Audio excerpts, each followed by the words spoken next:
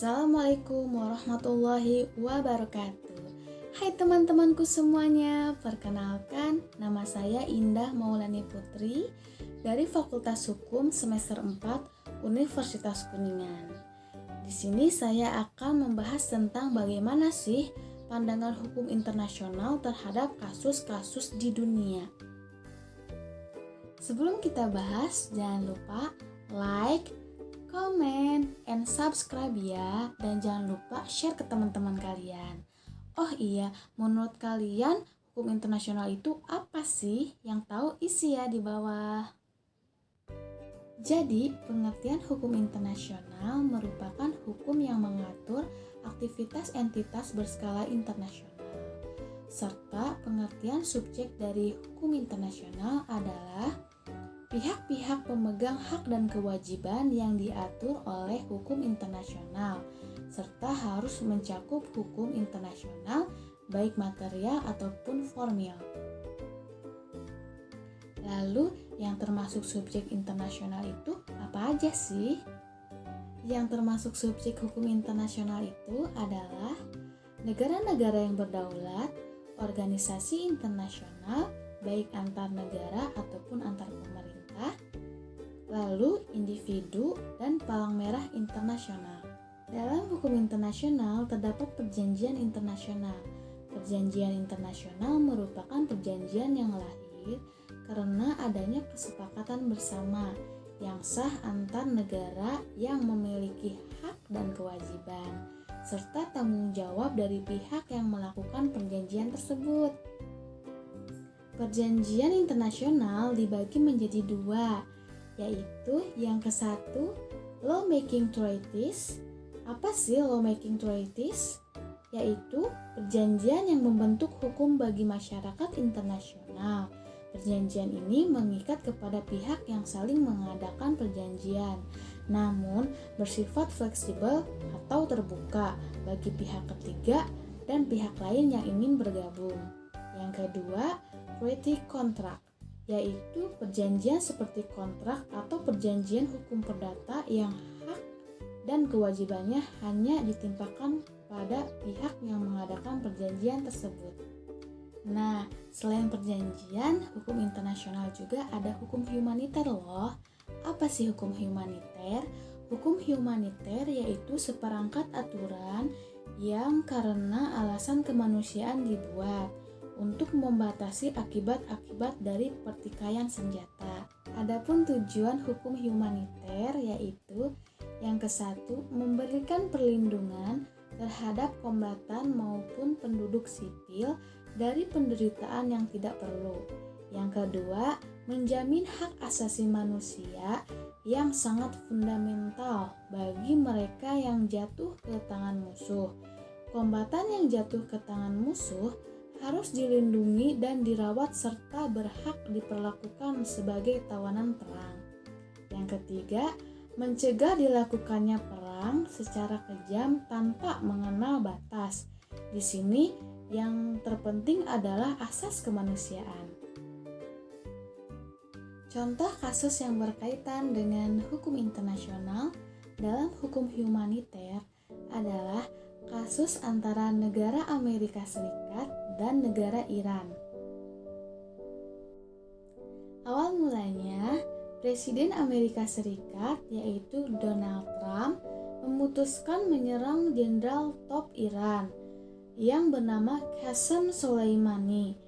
Tak hanya dunia internasional yang kaget, senator dan anggota DPR Amerika Serikat pun ikut tak menyangka atas tindakan yang dilakukan Presiden Amerika Serikat karena Donald Trump tidak meminta izin ke badan legislatif sebelum menyerang. Tindakan tersebut karena kepentingan politik semata.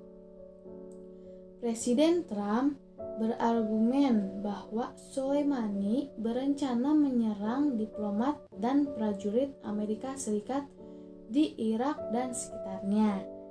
Tak hanya itu, Soleimani dituding sebagai otak penyerangan kedutaan besar Amerika Serikat di Baghdad beberapa hari sebelum kematiannya. Alasan lain adalah kejahatan yang dilakukan Soleimani dan pasukan Quds yang ia pimpin. Kini muncul pertanyaan-pertanyaan, apakah motif dari Donald Trump?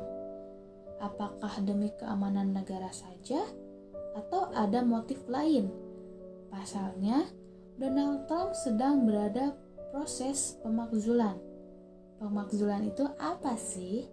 Pemakzulan adalah proses di mana sebuah badan legislatif menuntut seorang pejabat pemerintah. Pemakzulan tak selalu berbuntut pemecatan, karena lebih kepada penuntutan dan pernyataan tuduhan, mirip dengan dakwaan dalam hukum pidana. Sehingga muncul dugaan serangan ke Iran merupakan distraksi politis.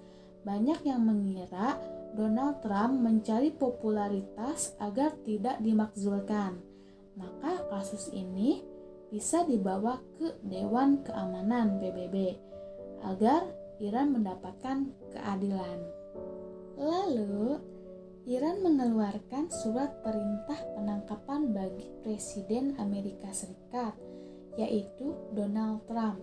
Surat perintah dikeluarkan terkait serangan pesawat tak berawak yang menewaskan Komandan Korps Pengawal Revolusi Islam yang bernama Qasem Soleimani pada Januari lalu. Selain terhadap Trump, surat perintah penangkapan juga dikeluarkan untuk 35 orang lainnya yang dianggap negara tersebut terlibat dalam kematian Soleimani. Jaksa Agung yang bernama Teheran Ali Al-Qasimer mengatakan Trump berada di puncak daftar tokoh yang berada dalam surat perintah tersebut. Meher menyatakan Trump akan dituntut segera atas kasus pembunuhan tersebut setelah ia mundur atau tak menjadi presiden lagi. Sementara itu, dikutip dari CNN.com, untuk melaksanakan surat penangkapan tersebut, Iran telah meminta Interpol untuk mengeluarkan red notice atas 36 orang tersebut. Tapi, kemungkinan Interpol tidak akan mengabulkan permintaan itu.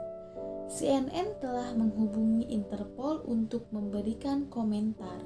Soleimani tewas dalam serangan pesawat tak berawak yang dilakukan oleh Amerika Serikat di Bandara Internasional Baghdad pada Januari bersama dengan 5 orang lainnya, termasuk Abu Mahdi al-Muhandis, wakil kepala pasukan mobilisasi populer Irak atau disingkat PMV yang didukung Iran.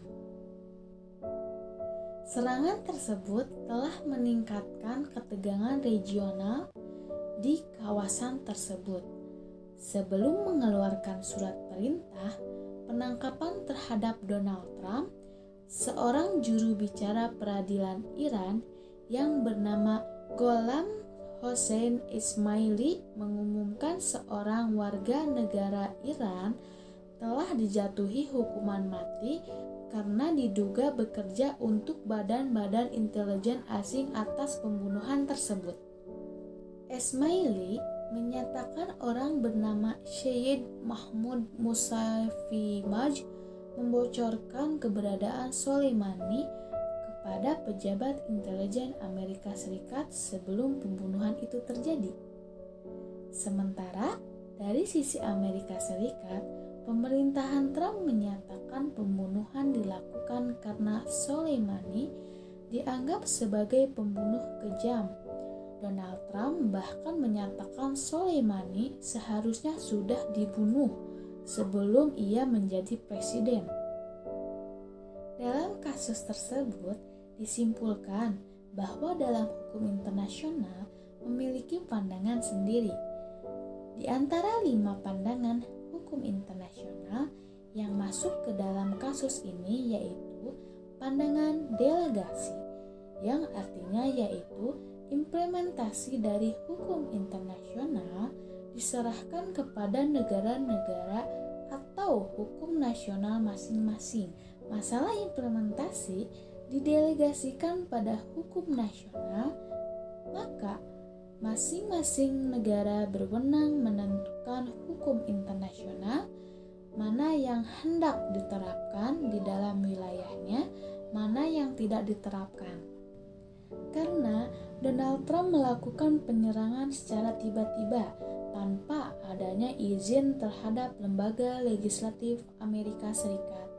Maka dari itu, Iran berhak mengajukan keadilan kepada Dewan Keamanan PBB untuk menggunakan hukum nasional Iran, karena ini merupakan penyerangan sepihak dan menewaskan anggota elit Iran yang bernama Qasem Soleimani.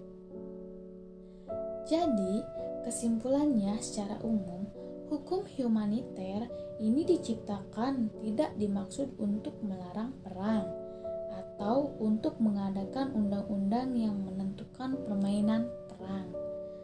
Tetapi karena alasan-alasan kemanusiaan untuk mengurangi atau membatasi penderitaan individu dan untuk membatasi wilayah di mana kebuasan konflik bersenjata diperbolehkan.